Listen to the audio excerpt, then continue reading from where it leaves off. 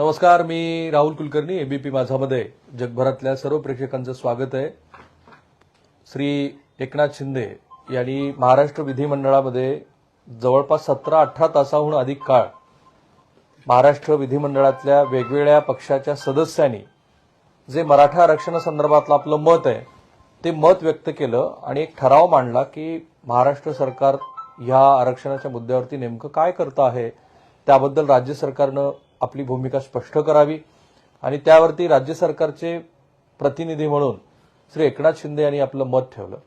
आता त्या मताचं बारकाईनं जर अवलोकन केलं तर बऱ्याच जणांना असं वाटेल की याच्यामध्ये नवीन काय आहे, परंतु त्यातला जो मधला अर्थ आहे तो मधला अर्थ जर नीट समजून घेतला तर क्युरेटिव्ह पिटिशन संदर्भामध्ये एकनाथ शिंदे यांनी जवळपास सर्वोच्च न्यायालयाचा निवाडा काय येऊ शकतो याचं सुतोवाच केलेलं आहे. म्हणजे त्याला कुणी म्हणेल की ते एका अर्थाने त्यांनी तो न्यायालयाचा निवाडा फोडला की काय, तर ते बोलण्याच्या ओघामध्ये असं सांगून गेलेत महाराष्ट्राला की सर्वोच्च न्यायालयानं क्युरेटिव्ह पिटिशन जी राज्य सरकारनं दाखल केलेली आहे ती क्युरेटिव्ह पिटिशन खुल्या न्यायालयामध्ये सुनावणी घ्यायला मान्यता दिली आहे. ही एक कायदेशीर प्रक्रिया आहे आणि ही कायदेशीर प्रक्रिया अशी सांगते की जर क्युरेटिव्ह पिटिशन सर्वोच्च न्यायालयानं मराठा आरक्षणासंदर्भातली खुल्या न्यायालयामध्ये घ्यायला मान्यता दिली असेल तर यातले जे दोन पिटिशनर आहेत, श्री विनोद पाटील आणि श्रीमती जयश्री पाटील, या दोन वेगवेगळ्या पिटिशनर्सला या संदर्भामध्ये नोटीस जाईल आणि सर्वोच्च न्यायालयाने मुख्यत्वे ज्या ज्या कारणामुळे मराठा समाजाचं आरक्षण रद्द केलेलं होतं त्या कारणाचा पुन्हा एकदा उहापोह होईल. मुख्यत्वे त्याचाही उल्लेख मुख्यमंत्र्यांनी आपल्या भाषणामध्ये केला. सर्वोच्च न्यायालयानं 2-3 महत्वाचे ऑब्झर्वेशन्स नोंदवलेले होते.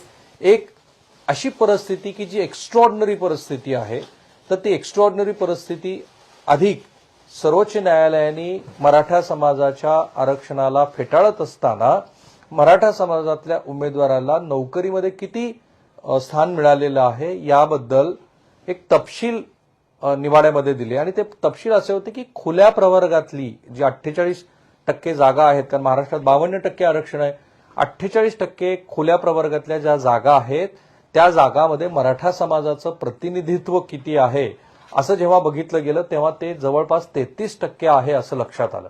आणि मग असा समाज कसा मागास असू शकतो आणि अशी कुठली एक्स्ट्रॉर्डनरी सिच्युएशन्स तयार झालेली आहे असं म्हणत सर्वोच्च न्यायालयाने हा निवाडा फेटाळला.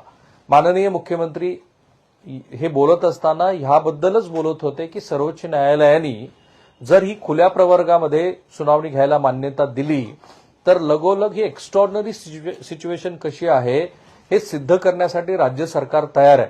आणि मग त्यांनी हरी साळवे यांच्यापासून जी तज्ज्ञ वकिलांची फौज नियुक्ती केलेली आहे त्यांच्यापासून ते माजी न्यायमूर्ती मारुतराव गायकवाड आणि श्री दिलीप भोसले हे कसं राज्य सरकारला मार्गदर्शन करणार आहेत याबद्दलचे तपशील दिले. म्हणजे हे स्पष्ट आहे की राज्य सरकारची सगळी भिस्त ही प्रामुख्याने क्युरेटिव्ह पिटिशनवरती आहे.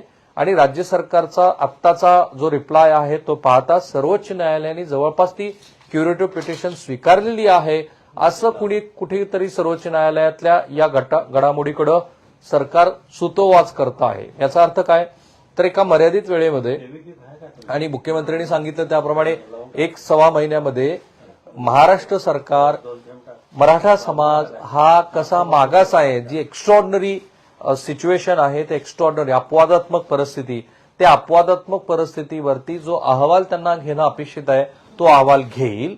आणि तो अहवाल घेण्यासाठी न्यायमूर्ती शुक्रे यांची जी नियुक्ती झालेली आहे ती नियुक्ती त्यांना फलद्रूप होईल.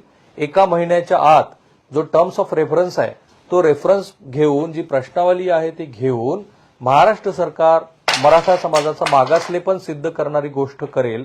आणि मग त्याच्यासाठी फेब्रुवारी महिन्यामध्ये एक विशेष अधिवेशन घेऊन महाराष्ट्र सरकार मराठा समाजाचं जे गेलेलं आरक्षण आहे ते मिळवेल. आणि मग त्यांनी जो आपण छत्रपती शिवाजी महाराजांची जी शपथ घेतली त्याचा संदर्भ दिला. महाराष्ट्र सरकार मराठा समाजाला शब्द देत आहे असं सांगितलं. त्यामुळे आपल्या मधल्या वेळेच्या पहिल्या भागामध्ये हे दिसतं आहे की सर्वोच्च न्यायालयामध्ये अजूनही जो झालेला निवाडा नाही, कारण माझी माहिती अशी आहे की ह्याबद्दल अजून सर्वोच्च न्यायालयानं अधिकृतपणे कुठलंही भाष्य केलेलं नाही. परंतु काल सुद्धा म्हणजे परवाच्या दिवशी श्री मनोज जरांगे पाटील यांच्याशी महाराष्ट्र राज्याचे मंत्री श्री गिरीश महाजन जे बोलत होते त्यातनं हे ध्वनित होत होतं की महाराष्ट्र सरकारचा सगळा भार हा प्रामुख्याने क्युरेटिव्ह पिटिशनवरती आहे. त्यांना पूर्ण विश्वास आहे की क्युरेटिव्ह पिटिशन ही सुप्रीम कोर्ट स्वीकारेल आणि ती स्वीकारल्यानंतर मग महाराष्ट्र सरकारचं मराठा समाजाचं जे गेलेलं आरक्षण आहे ते परत मिळवण्याच्या दृष्टीने सुरू असलेले जे प्रयत्न आहेत त्यातनं दुहेरी लाभ होतील. एक, मराठा समाजाला खरंच आरक्षण मिळेल, कारण ही फार युनिक गोष्ट असेल की क्युरेटिव्ह पिटिशन स्वीकारलं. आतापर्यंत 99% क्युरेटिव्ह पिटिशन्स हे फेटाळले गेलेले आहेत आणि अशा वेळेला ज्या 1% जो सरकारला आशावाद होता तो जर मान्य केला तर पुन्हा एकदा मराठा समाजाच्या आरक्षणावरती पुन्हा चर्चा होऊ शकते. 3 महत्वाचे मुद्दे होते. इंदिरा साहनी जजमेंटप्रमाणे 50% पुढे मर्यादा जाऊ शकत नव्हती रिझर्वेशनची, परंतु मराठा समाजाचं आरक्षण फेटाळल्यानंतर किंवा ती घडामोड सुरू असताना आर्थिक मागास वर्गाला जो सर्वोच्च न्यायालयाने 10% आरक्षण दिलेलं आहे त्यामुळे 50%ची मर्यादा ऑलरेडी ओलांडली गेलेली आहे.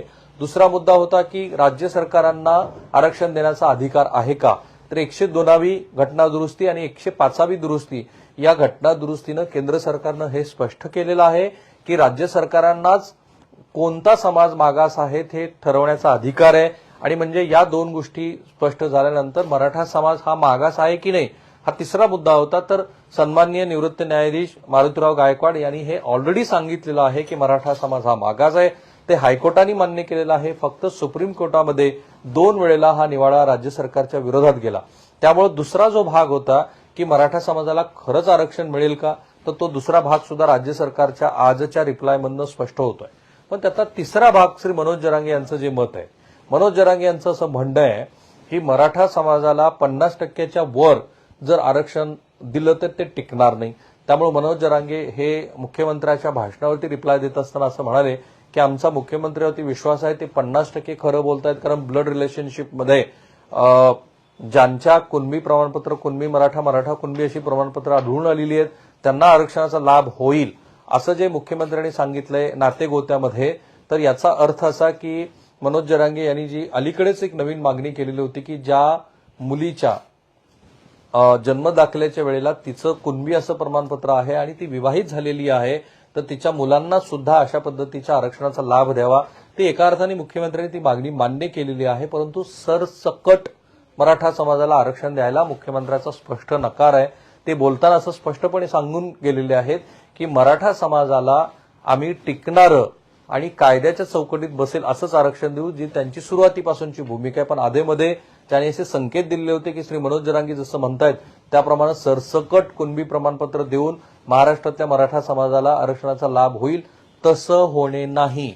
सर्वोच्च न्यायालयातल्या क्युरेटिव्ह पिटिशनच्या आधारे मराठा समाजाला स्वतंत्र आरक्षण देण्याबद्दलच राज्य सरकारची भूमिका आहे. अर्थात ही भूमिका श्री मनोज जरांगे यांना पटते का, कारण कायद्याच्या चौकटीवरती टिकणारी गोष्ट अशी जी भाषा राज्य सरकार करते आहे तर त्यांच्या लेखी कायद्याच्या चौकटीत टिकणारी गोष्ट म्हणजे मराठा समाजासाठी स्वतंत्र आरक्षण, कुणबी प्रमाणपत्राच्या आधारावरती सरसकट आरक्षण नव्हे. आणि त्यामुळं कदाचित संघर्षाचा मुद्दा कायम राहील. माझ्या मते राज्य सरकारनं आज जो आपला राईट टू रिप्लायमध्ये रिप्लाय दिलेला आहे त्यातनं 2-3 गोष्टी स्पष्ट होतात. एक, राज्य सरकार हे पूर्णपणे सर्वोच्च न्यायालयावरती अवलंबून आहे.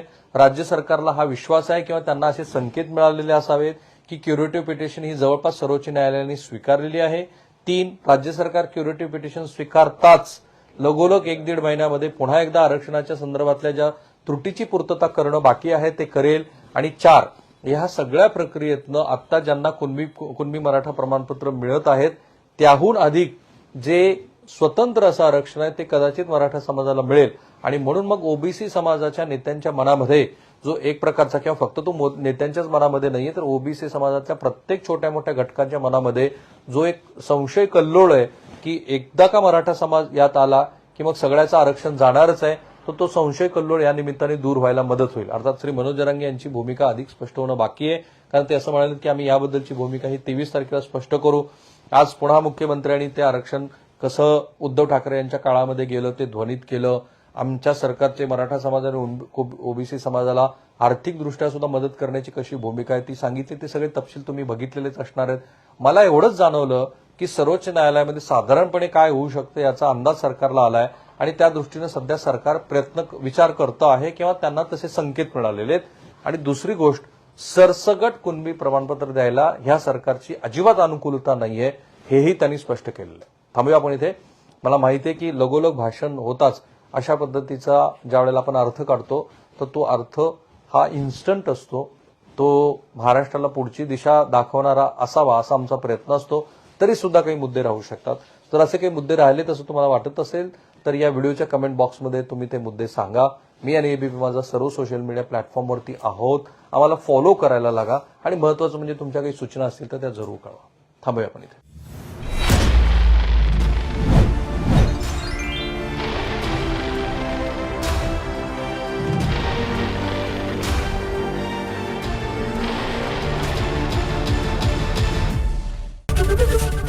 एबीपी माझा, उघडा डोळे बघा नीट.